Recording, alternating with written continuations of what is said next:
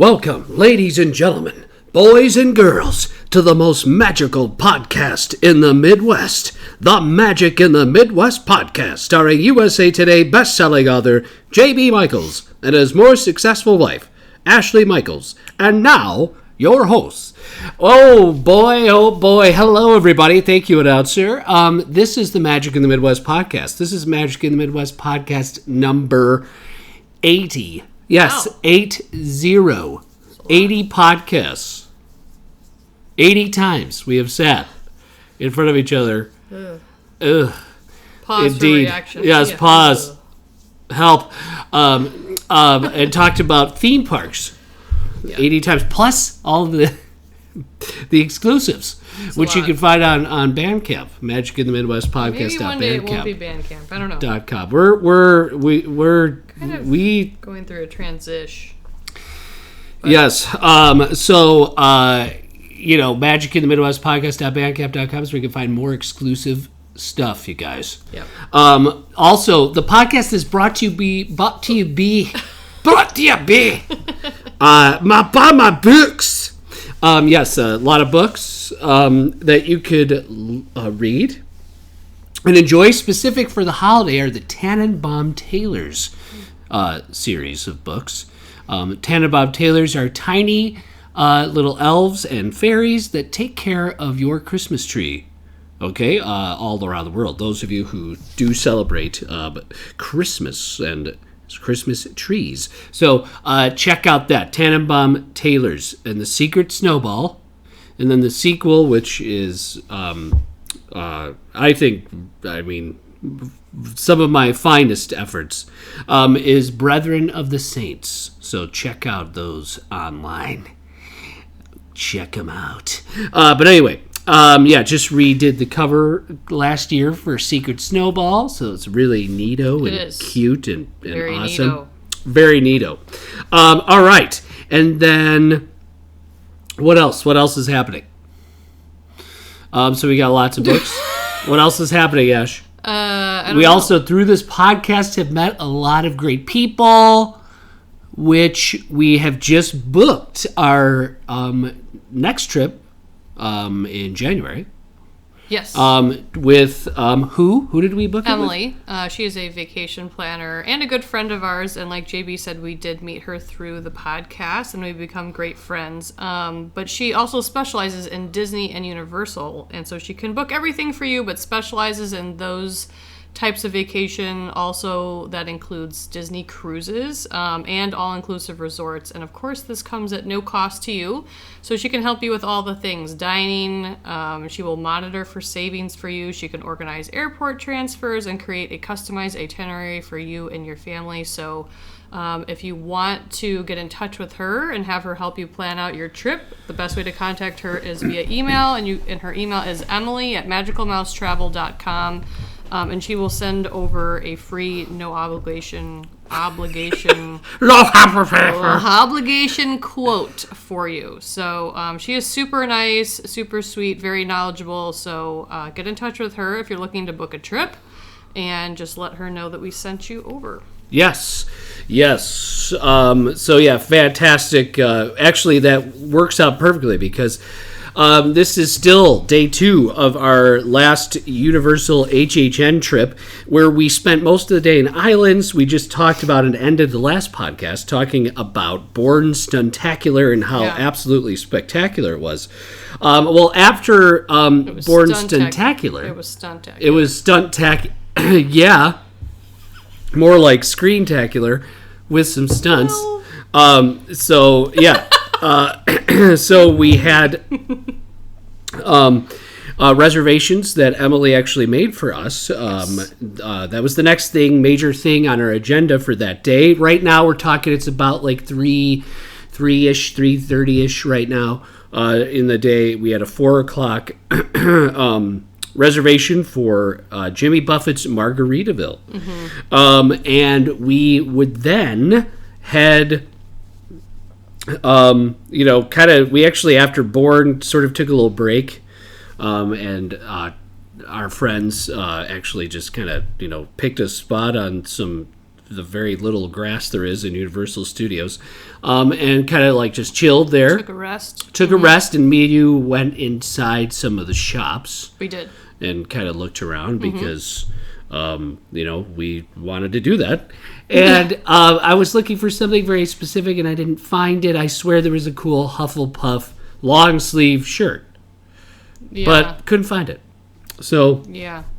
I don't know where it went. I saw it like one place, and it must have been like an old one, a clearance one or one that was kind of near the end. That was my elbow.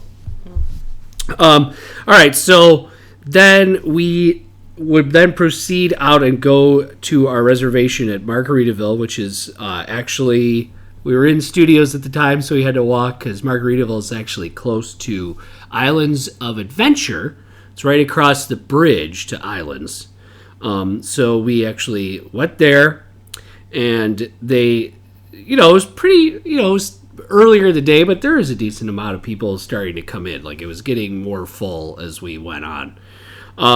The only issue here was where we first sat was a problem. And here's the thing, guys. Yeah. You are on vacation, okay? You are also paying money. You are also made an advanced dining reservation for somewhere that, you made like months in advance. If you get sat somewhere in a restaurant that you don't like, request to be sat somewhere else. Right, and this wasn't, I'm not making any comment about how particular people can be, but this was kind of an intense situation. No, this wasn't was like, an intense situation. this window seat is not good enough or whatever. This was a situation where I don't think we would have enjoyed our dinner at all had we stayed where we were. No. So, it's so funny, too, because it literally is like the easiest thing in the world to fix. And I'm sure that there had to be a can of WD-40 somewhere. Yeah. But we were sitting, I also, because I know these touristy restaurants, they kind of like stack the tables, right? They kind of like make sure there's a bunch of tables so they could fill the restaurant as much as they possibly can. But and also, I feel like when we were in there, it was not like packed. No, not yet. There were a lot of open tables as at that we time. as we would eat and go on further, it would get more crowded. But we were there and we got sat at a table. Traditionally, and now it is forever cemented. I want to eat on the porch always. We don't get to decide where we eat all the time. I don't like fans. If we just won't go there. But there's the porch. Every time I've been to Margaritaville, there's the outside, which I prefer, because it's nicer out there. It's more spacious. You got the fresh air. It's nicer. The inside is where we were, and it was there's the big volcano, which is cool. There's some cool stuff, and there's the Jimmy, like, the screens and Jimmy Buffett concerts played and all that stuff. But where we were in particular, we got sat right by the kitchen, okay? So, and there are these, like these doors that, the swing doors that just swing out, back and forth. And the door hinge was the squeakiest door hinge and I've you guys ever have to remember too, heard. like, people are going in and out of the store, like waiters and waitresses all the time. Like every 3 seconds someone was going through that door, so it was super squeaky. And it did not, it was like we were all kind of looking at each other like, can we some people stand like this? Ash is very, very, very sensitive to sound, so she immediately was annoyed. And not sound in general, but something really squeaky like that can be fixed, that you're going to be annoyed every time someone walks through it. I was not the only one in our party. No, I felt annoyed. the same. I was like, this is kind of ridiculous. Like, I'm about to spend, it's not exactly like, I'm not going to McDonald's. It's Margaritaville. It's What I don't understand is how if you worked there and you were one of the people going through the doors, how you also wouldn't be annoyed. Right, like, you just kind of let it happen. I would probably just go grab a can of WD-40 and just go spray it real fast. Just done. Spray it, and then it would be fine afterwards. But that did not happen. So, which was fine. So we sat there for a little bit, and then we were like, okay, I said, can we please move? Like, we can't, like, can we get away from this door? Because it's super annoying. Like, we're talking, and guys, it was a loud, like, whiny thing honestly, maybe twice a minute. More than that. So I was just like, twice a minute. And then it would last a while. It's not like it would just squeak and then be done. It would last a little bit after that because it would swing back and forth. It would be like, yeah. It was super annoying. It was. So we did ask to be moved, and they accommodated. Of course, they're going to accommodate. And when we moved, it was totally fine. I know you said you could still hear it. I couldn't. We went to a booth and further away, which was a much nicer spot. To be honest, I just enjoyed that spot more. So that was much better. So that was great. So we did move, and we actually tried. We felt bad because we were like, we don't want to like move away and have this server who not be our server. He was fine. So they actually did. They worked out a situation between the servers where we had the original server. So, but needless to say, if you're gonna, you should be comfortable and enjoy yourself. That's why you're there. So don't ever feel like shy or not speak up if you want to be moved. In this case, we're pretty relaxed people. Honestly, we're not really demanding in any way, shape, or form, honestly, I don't think. But this was really annoying, and it was kind of interrupting our conversation and the flow of the conversation. And maybe when there are more people in there and it's super packed, that sound you don't notice it. Yeah, because everyone's sort of whatever, but super loud. It was a quieter time in the restaurant at that time, and it was like we were all kind of trying to look at our menu, and you could tell, like, I couldn't even focus on the menu because it was so right. And then every time you saw someone walk towards the door, you'd kind of like, oh, great, here it comes. Right, yeah. But, that being said, I know you prefer the outside. I'm someone where if it's really hot outside, I don't want to sit outside, even if there are fans, because to me it feels like hot air is being blown around. I want to cool off when I'm eating. I don't want to sweat while I'm eating, so we can sit separately out there if you want. That's fine with me. If it's 90 degrees, I will not be dining outside. I don't think we can blame the door squeaking on, like, we'll never sit inside again. Never. I don't like it in there. Not doing it. Like, if we sit out there in January, that's different. I don't want to do it. It's not 90 degrees. But anyway. So yeah, needless to say, we still got margaritas. Mm-hmm. Which were really good. We were only sitting there for like 7 minutes. After that, everything was fine. And they did. I feel like there was a decent amount of alcohol per drink. I didn't think it wasn't the strongest margarita I've ever had, but it was, it wasn't a slouch. No. You know what I mean? It wasn't like they were just, trying to sell you more and you didn't get any, it was decent amount of alcohol. Yeah. I think I had like a blue cheese, I had a barbecue burger. I don't even remember what I had. Barbecue cheeseburger, I believe. I don't know. You're too far away from it now. It was good. It was solid. It was actually it was a good burger. Oh, I think I remember. Was this the place when we were at Margaritaville that like the bottom of the That's what we're talking about, Margaritaville. No, I know, but was this where it happened? That we all ordered some type of sandwich and the bun underneath was soaked? Yeah. Wasn't that there? Yeah, I think so. Okay, that's what I'm asking. I know we're talking about. I don't remember my bun being Maybe soaked. it was me because I think what I'm remembering now is when we went to Burger Digs, I didn't get a burger. And so I got a burger at Margaritaville. And whoever got a burger at Margaritaville had like the soaked bottom half of the sandwich. Right. They needed to kind of figure that out. Yeah. Okay.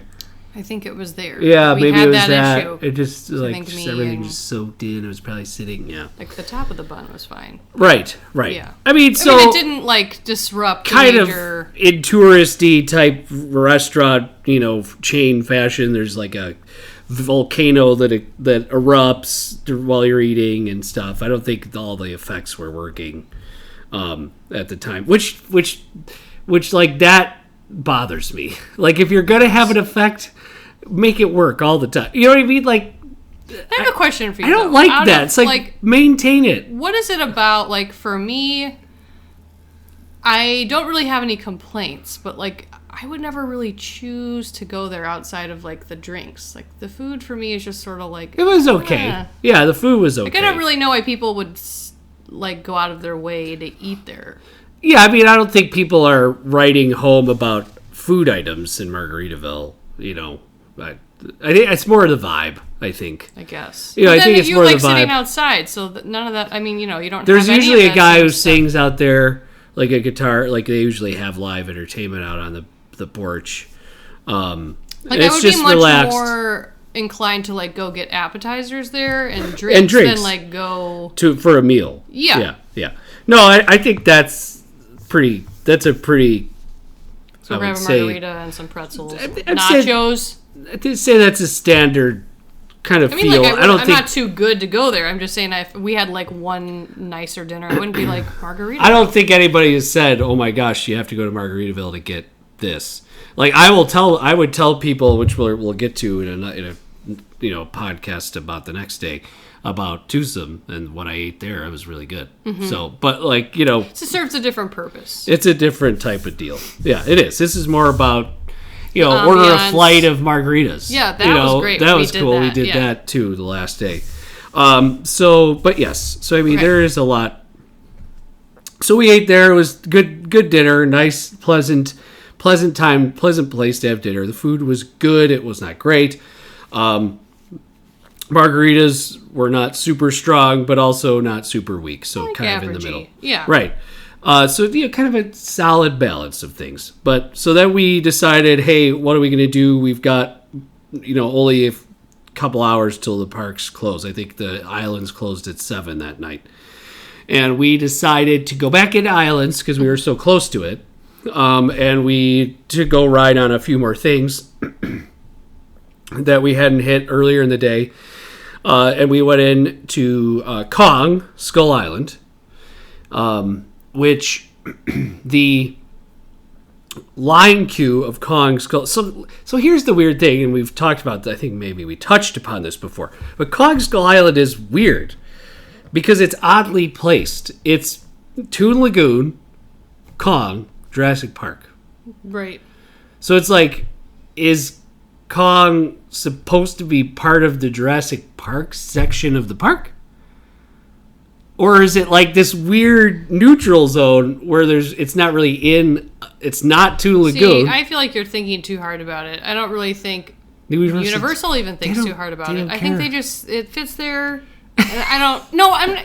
It's jungly over there. It's not right. It's kind of like, exactly. I think someone in a meeting was like, it's jungly. And that was probably the extent of that. And if it wasn't jungly, honestly, it wouldn't even really matter because there's stuff mixed in everywhere. And I just don't really rate Universal by that anymore because I feel like more and more as time goes on, it's going to be less and less. Well, I think, not with Epic Universe. I think Epic Universe will be very themed. But I think over time, I mean, when they go to replace things, their land is very limited. They have to take something out and replace it. And if it doesn't go there, it's like, well, people will just be excited that it's new. They actually, just this past few days, they actually bought more land for Epic Universe. So basically, if you look on a map, Islands, Universal Orlando right now, and then Epic Universe, it literally, I think, doubles the size of Universal's property. So it's like the size of those two together. City Walk, Islands, and Studios is the same size as Epic Universe. Yeah, period. That's cool. Well, I'm excited. I mean, there's a lot I'm excited about for Epic Universe, but at the same time, I feel like Universal will never be the same. It's going to be, I think, a lot more crowded. It'll be different. And there are both good things and bad things about that, I think. But ultimately, it'll be exciting to see what they do with it. So Yes. And there were some rumors about a Yucca Arm Universal Monsters ride. Is that the thing? The Harry Potter Forbidden Journey. Okay. So that's a possibility for... Right. Which I guess be for okay. like, Dracula's castle, or the windmill and Frankenstein. As long as they don't phone it in. I don't like when either Disney or Universal just pick a ride vehicle that they just know now. Right. And then they, instead of considering what would be the best solution to make this ride the best, just like deciding on a ride vehicle and then centering the ride around that and then making it kind of more janky. We'll see how it goes. Because it's easier? Right. Well, we'll see. I hope they don't phone it in. I will definitely not for Universal Monsters. I mean, that would be terrible. But okay, so we went over to Kong, which like is in that weird neutral spot, but I guess it's jungly, so we're just going to call it the jungly spot. And the best part, Jungly Land. The best part about Kong Skull Island is the queue. Like, it's a very detailed, very cool like lead up, and there's actually a spot for the Skull Island natives to scare you, but they were not there while you're waiting in line. But it is a cool, and this is obviously based off Peter Jackson's King Kong, which came out in 2005. Okay, so that's the Kong version you're getting, not the Kong version in the new Kong Skull Island or Kong versus Godzilla. That's a different Kong. So, in case you didn't know. I don't think anyone cares. They do. They need to know these things. Everyone checked out. No, you checked out because you have the attention span of a flea. I just don't care about all the different Kongs they're talking about. Move well, on. some people care. No. Okay, so Kong, Skull Island. There's the cool witch animatronic, which is really creepy. Yes, yeah, she's really scary. Yeah. Tore Kong. Yeah, which is cool, but also freaky. Love, love the queue. We had a lot. We got on the ride vehicle. Now, Kong Skull Island's ride vehicle is a giant Kilimanjaro Safaris type bus. Mm-hmm. Okay, it's basically the same thing. Yeah. Okay? Literally the same thing, except there's a robot in the front, not an actual person. So you go in there, you put on these glasses, and then you go on a journey through Kong Skull Island. There's multiple characters, I guess, and multiple stories. But we had a lot of problems. We did. It took us a while to get through this ride because it kept stopping. Mm-hmm. I'm not sure why. I think it had more to do with technical difficulties than anything. I think it was technical problems rather than, like, loading people on and off or something like that. I think when I first went on this ride, I was excited because it was a Kong ride. And I was glad that Kong is now still represented in Universal Studios since it opened with Kongfrontation over at Universal Studios when the park was brand new. Kong was all over the marketing material for Universal Studios in 1990, like everywhere. It was a big thing, But Kong, like Skull Island, I was like, I was excited about it. I was like, okay, well, this will be cool. And they did make a giant Kong animatronic head for Kong Skull Island, which is neat. But that's the only real animatronic that you're going to have is the giant Kong head, which is cool that you can see him. So Universal had in California, they had a Kong 360 experience where you were on the long tram and you were in this big theater and all around you, the Kong was fighting the V-Rexes. And that's what they're called, V-Rexes.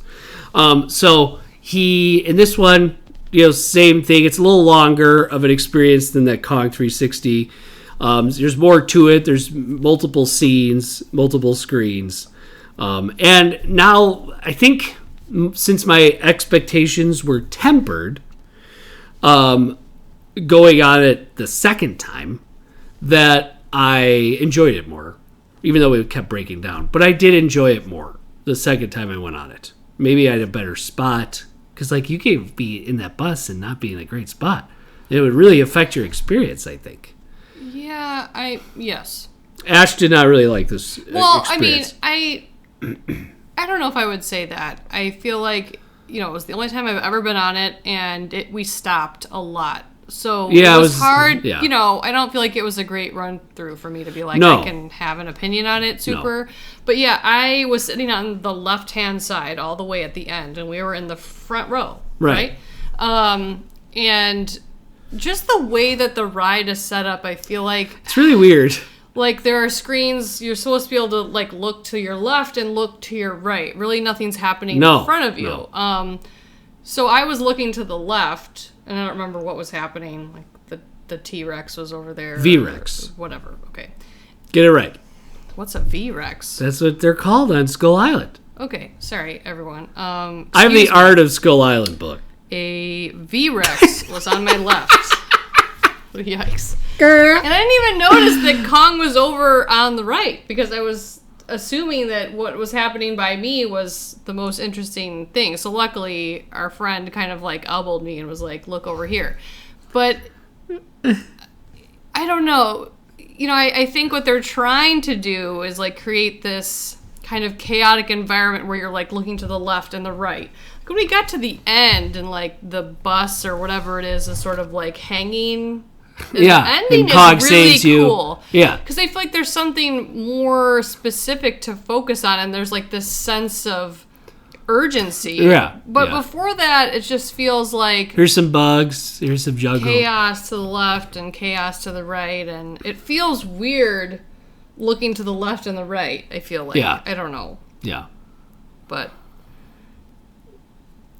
I think the idea is really good. Yeah. But I don't know. I'm not sure it can really deliver that well where you get off the ride And go, you're like, wow. whoa. It's amazing. Yeah, I mean, Like, I think it's Harrison will enjoy it. It wasn't like I got off the ride and was like, that's the stupidest thing ever, because we all know I say that often.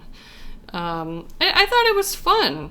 And it would have been... It's not a Hogwarts Express for you. It's better than Hogwarts Express. Everything is, almost. Right. I mean, Okay. name something worse than the Oh Hogwarts my Express. gosh. Girl. Can't right now. No, but yeah, I think it's a fun ride. I think Harrison will really like it. Yeah. It's just like it's fun. You I don't know how to gotta, explain yeah, it. it's a cool experience. And then I really like seeing the big guy. Yeah, I mean, like right, like the cool big like head is cheering for, like that Yeah. is cool. But yeah. because he's awesome. But we didn't have a good run through. There was lots of pauses and screens going out. Yeah. And remember, there was one room where we the Nothing screens happened at just- all. Yeah, so I don't know. Yeah, hopefully the next run through it'll be better. But I had high expectations when I initially went on it, when it, like, I think the first year it opened. And I was like, oh, it's it's okay. But now I appreciate it. I'm glad that it's there. And you know what it does? On busy days, it sucks people up big time. So it's a good strategic move by Universal to get a lot of people per hour. It's on a also ride. mainly indoor ride, so if you're hot, right. It's a good spot to cool off a little bit. Yeah. But yeah, very cool. The queue is really neat, really well done. I mean, it does feel that they have like that berm where it feels like there's mountains. Like when you're in the Cog Skull Island area, it's not very big, but it feels big. It's cool. They do a good job with it, with the environment. So I give Kong a B. Originally I gave it a C, but I upgraded to a B now that it's. I don't feel like I can really say because I feel like we didn't experience like at least No, I wouldn't. 20% of the ride when I was on it, and most of it was just sort of flawed. Yeah, I agree. Execution. So it was a fun ride. Mm-hmm. I think Tara really liked this one. Our friend that we were with, she seemed to have very positive. She's like, oh, that was cool. Yeah, it is cool. I mean, it is a different type of. I mean, it was cool. It's not something that really jostles you around that much. You know what I mean? It's not super jostly. I mean, it happens, but it's also not like violently jerking you around. Jostle. Jostle. That's what you two. It just came back to me. Yes, we were joking about that all day. Jostle. It's an inside joke. Jostle. So that sounded weird. Holy cow, did that sound weird? Okay. Jostle. Okay, so next thing we're going to talk about, ladies. I didn't approve that. I did. Next thing we're going to talk about, we went over to a classic, an absolute classic and a must-do attraction, if you are a Universal fan, we went over to Marvel Superhero Island, and we actually spent a long time in line. Like, it felt long. Really a long time in line. It was a longer queue. And we went on Spidey. Okay? Spider-Man. The Amazing Adventures of Spider-Man, which, is a classic ride. This ride, I think, is single-handedly the reason why, like Isles of Adventure won all those awards when it first opened, and people, I think this ride is the reason why Islands survived. Like, it's so good. So, you're on like a physical ride. Like, it's, I forget what they're called. Whatever. You're part of the Daily Bugle. Like, you're supposed to go out and take pictures of Spidey and what's happening over there, in New York. So you're going through, and it's just a really neat ride. They upgraded it recently with the 4K projection, make it look really great. They've remastered it, so they've given it some love, which is nice. So again, use of screens again, which is fine, but it's good in this situation. Yeah. But yeah, Spidey is just so good. It's just such a good ride. So. Highest marks, and then of course the levitation cannon, where you feel like you're levitating, and then of course you're gonna fall. And was it this run through where? Yeah, we had something else break down. Someone that stood yes, up? Some kid, which I then saw the kid because I saw them. Some 12-year-old kid was goofing around on it.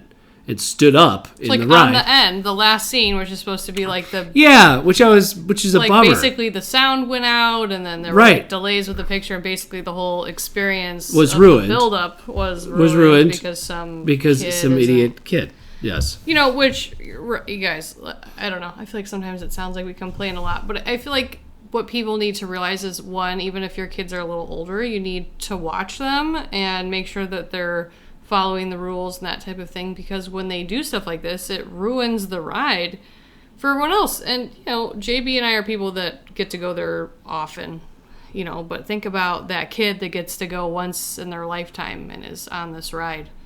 And, some jerk stands up and basically ruins the whole ending of the ride. Yeah. So just follow the rules, guys. Yeah, have fun, seriously. but follow the rules. So that we saw when we walked out and we were going towards the souvenir shop, there were Universal employees kind of sternly talking to what's happening. No, it's just see the window. It's like the signs, right?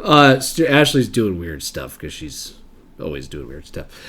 Sternly getting a stern talking to. You're going to give a stern talking to. Right.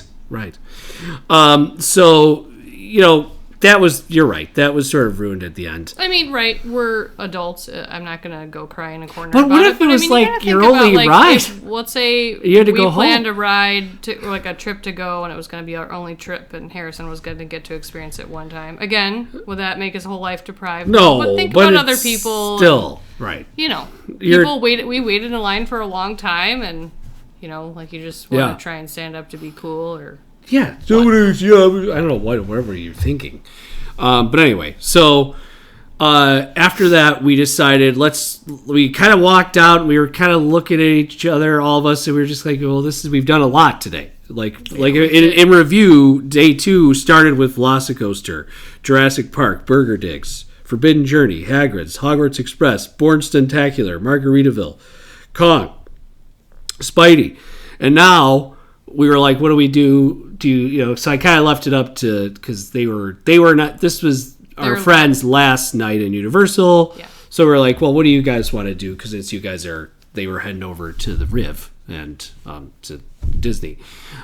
So they were like, hey, we're like kind of left up to them, and we decided to head on over to Hagrid's one last time. Mm-hmm, right at night. And we rode that at night, and it was spectacular. It was great. It was really great. Probably way better at night. I mean, it's really great, but I think it's... I mean, actually, I feel like you should do it both ways, because you see more during I don't know. the day. I liked the You see first it ride more. through better, and I think it was because I was on the motorcycle part. Yeah. See, and we switched I'm the thinking second time. visuals.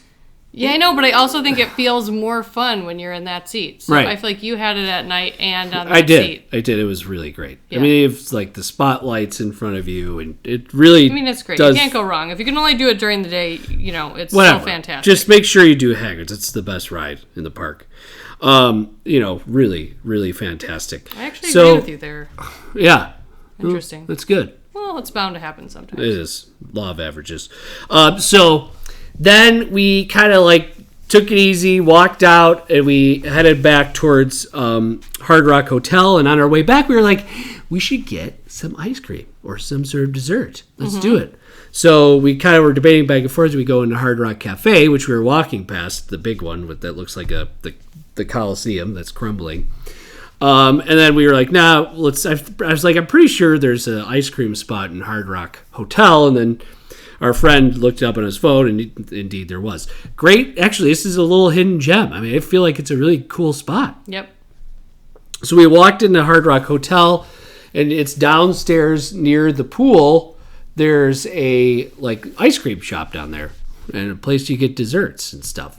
Yeah, and it has other types of snacks candy and stuff too, snacks and, yeah. and good ice cream. Of course, I picked the ice cream that was like so frozen that they couldn't get out, and it took forever. I was like, why is this happening? Atypical. Why is this happening to me? So then we walked out and just kind of sat at the table and enjoyed our ice cream. And, that was a great way to end the day. Yeah, it was great. We just sat out there and had treats and Yeah. talked and laughed. It was great. Yes. So it was Tried really for a really nice. long time to get a lift back to the hotel. Yeah, Took a while. it did. It did. And that was, We already we talked still about had the that, but yeah. debacle of getting back. It still Never was- again.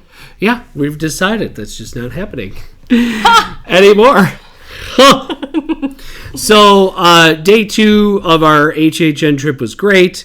It was very fun. Lots of things. We really knocked out a lot of the parks. Like, pretty much all the best things to do in Islands we did. And we did, make it into studios for Born Spectacular, which was great. Something we hadn't seen yet. So, really a good time. And then we just kind of went back and, went to sleep, and that was it. So, Showered first. yes. Definitely. This is a long day. Yeah. And here's the thing. We don't typically do that, We right? don't. So for us, this was kind of a different trip because of the nature of where we stayed. We And felt like, what time the parks closed. Right. Too. well, that's the thing. In January, the parks close early. So remember we we already weren't going to talked get about out that. that We're gonna- early. We're just going to, because we have time. So just the one gonna thing go we've realized, In late and Right. leave early. the way Universal is now, you guys, is that if you're efficient, you could get things done really pretty fast. I mean, you could, there isn't a overabundance of things to do there, like there is at Magic Kingdom. You know what the nice thing about it too, though, is that so many things are close together. So if someone in your party wants to spend a lot of time in one of the Harry Potter experiences that they have or something like that, you can go run and do something else and be nearby. You know what I mean? That too. So because you have a lot of time, if you want to take 2 hours picking out a wand, Right. You can't. someone can go run and do something else if they don't want to wait around for that and be, then meet you, and it's not like they're super far away. You know what I'm saying? Okay. So that is my, that's my sort of argument, I guess, right? Okay. That's my argument, is that What is your argument? the argument for why Universal would want you to stay longer, right, is exactly what you're saying. Universal spent a great deal of time, especially in Hogsmeade and Diagon Alley, creating that wand interactive experience. They want you to stay in the Potter parts of the park for a long time. Well, see, and the thing is, I understand that, and I, unlike the Hogwarts Express, I'm not going to act like there's... I totally get I why might you would do want to it do this something time. like... I have no desire to be in the most crowded part of the park for longer than I need to be.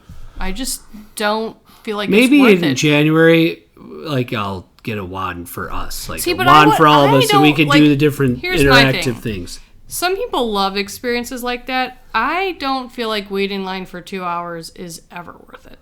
I don't ever want waiting to in line wait for 2 hours. Like if you like want to have this experience where you go to get a wand and it's going to be a few hours, that type of experience isn't appealing I think you to could me make a reservation for it. at all. Yeah.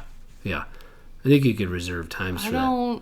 And then I don't want to spend more time walking around and like pointing at things just to have some like little light up thing happen or some video play. I just don't. I'm annoyed by that type of thing. So I won't be trying you. Okay. Well, then you could just be a grump I somewhere will. else. I mean, you like Me and what Harrison you like. will do all the magical things together, and That's you'll fine. just. I mean, I feel like you're punishing me by saying No. that, but I feel liberated. Good. It's just not Take really a my hike. thing. Like, I love that you guys built the droids. I don't know if I necessarily would want to go in there and do that. It's just not really my thing. Right. Fun things aren't your thing. So. Are you fun? Yes. Oh, well, 247. We're married. Well, that's why I want a D-Papes. No, I'm kidding. No, but I think, no, I get it, Ash. I understand what you're saying. I probably would wait 2 hours in line for a new ride. You're definitely more of a attraction person, and you like to go. I am. And here's one other thing. And I'm not begrudging people that like to do it. There are different kinds of people that, or they do it for their kids or whatever. Like if Harrison was a diehard Harry Potter fan, which he isn't, at least not right now, I would do that for him. But I also would never stand in the Harry Potter ice cream line that's wrapped around like crazy amounts of it was like a 3-hour wait when we were there when you can go grab ice cream. To me, I don't see why like throwing a few oddly like flavored jelly beans and whatever in there with some weird name makes it that great of an experience. Right. Like I would never wait. Like people are waiting there, their kids are screaming, babies are crying, and they're waiting 3 hours for a scoop of ice cream that their kid's gonna drop on the bricks. Right. I'm just not one of those people. Yeah. I wish I could be. Right. I'm just not. You're just not. That's too much time. 20 minutes? Okay. 2 hours? I think you're in a way. Can't. It's kind of interesting. It's an interesting. Can't do it. I don't see there's no part I would be so irritated in that line. I Well, what if you didn't have to wait in line and it was like come at 3, you'll be in at 3, like they do with the lightsaber stuff. Like, come in, get your lightsaber. If that was the case, that'd be fine. For me, lightsabers though, I think lightsabers are cool, but there's no. I would feel indifferent about all the different pieces. There's not. I wouldn't walk in there and be like, this is the kind of lightsaber I want. I don't. You know what I mean? And same with the droids. I think I would feel indifferent about my droid. Right. You would. So it would be kind of a waste of money. I think you have to. I think your droids are really cool, but I wouldn't go in there with a specific. Right. Well, you have. I think you have to have an affinity for that and want to do it. I get it. Harrison's a very costume-based, real world type person who would love to go get a robe, and. You know what I mean? It's something he'd probably be into. Yes, I also. At some point, I think get part a robe of it is and though the difference between wand. you and I is that I loathe interactive things because I feel I have to do something. The pressure's on me. I want to just be entertained. Here's a ride, here's a show. If there's audience participation or a chance of it, I'd rather die. I don't want to do that. I don't want anyone else watching me do a wand thing. I don't want to have to wait in a line. I don't even like waiting in lines at Disney to have the pictures taken for Memory Maker. I'll do it, but it makes me anxious. Yeah. I don't like that there's a line behind us watching us get our photo taken. Right. It drives me bananas. Right. Okay. Makes sense. All right. Well, it's an introvert, passive type thing. Right. I don't want the spotlight, and even though no one else probably is paying attention, it just feels like it to me, and it's not enjoyable. Right. Okay. Okay. Like when we go into Monsters Inc. laugh form, like if the camera even stops on me, I'm just gonna. Yeah. This is the end. Like Harrison freaking out about being the rebel spy. Well, see, that doesn't bother me because And then they made him the rebel spy. Because there's no, they're not asking me any questions. Like I did get a little nervous in Rise when the officer was talking to us. Not that bad, but a little bit. It just makes me, I don't like being on the spot. It's probably part of the reason why I don't like playing games. Like I don't like being on the spot in front of other people. Right. Except if you're out on the softball field. See, but that's then different. You're on the spot in front of a ton of people. Yeah, but there's no interaction. Team, that if you suck, you're missing. You let them down. Yeah, but that's because that's a different. Like I'm not conversing with those people. There's no interaction between me and the fans watching. Interesting. It is like if I have to take. So if I put you in a bubble. And you do it, then it's fine. Like, even when we were playing Apples to Apples Junior, like, it's not about my skill to do the game. It's like I'm reading the words in front of everyone, and I just don't like that everyone's focus is on me. Right. I'm the opposite, obviously. Yeah. So, like, I would happily... If you know me, I'm the opposite. I don't like playing games. Right. Like, so, stuff like that. At any rate... I think you can spend more time at Universal if you want to. There are other things to do besides the rides and attractions. And I think there was a lot of thought and money put into that. I mean, really, Diagon Alley has Gringotts, and that's basically it. I mean, that's really it. You know, other than it's just Diagon Alley, and they want you to spend time in Diagon Alley. Yes, there's a place to eat and... You know, but like other than that, there's all this cool stuff like Nocturne Alley and all this cool. I mean, it is cool, and again, I appreciate that they have those type of experiences because a lot of people really enjoy them. Right, I understand. So, you've said that we get it. You did keep saying it. I also just want to reiterate that I understand why they have those types of experiences because there's a lot of people that really enjoy it. Yes. So, all right, ladies. Go to hell. Oh, double hockey sticks. All right, ladies and gentlemen, that'll wrap it up for day 2 of our HHN trip. This was the 80th podcast of Magic in the Midwest, Magic in the Midwest podcast. Please rate and review us on Spotify, Apple Podcasts, Deezer, Stitcher, wherever you listen, YouTube, like and subscribe, wherever you guys do. Also, get more content on Magic in the Midwest podcast.bandcamp.com. All right, ladies and gentlemen, from the Midwest. See you later.